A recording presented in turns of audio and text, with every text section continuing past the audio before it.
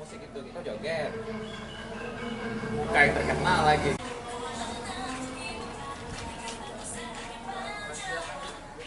Mau makan habis itu.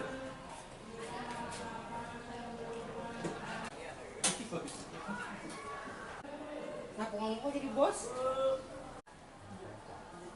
Voucher aku sini.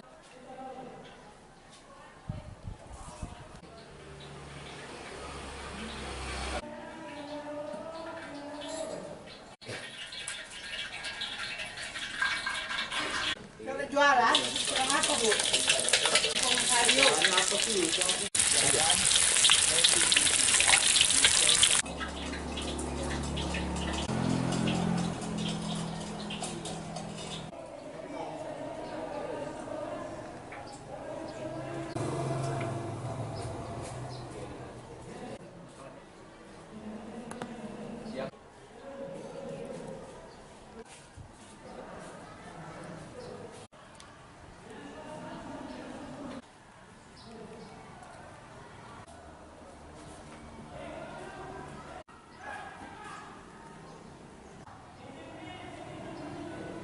Mas, gimana Mas kenaikan harga telur dan ayam ini? Oh ya, dengan kenaikan telur dan ayam ini kita sedikit berdampak sih dengan adanya penurunan customer kita untuk kunjungi rumah makan nasi tempong kita.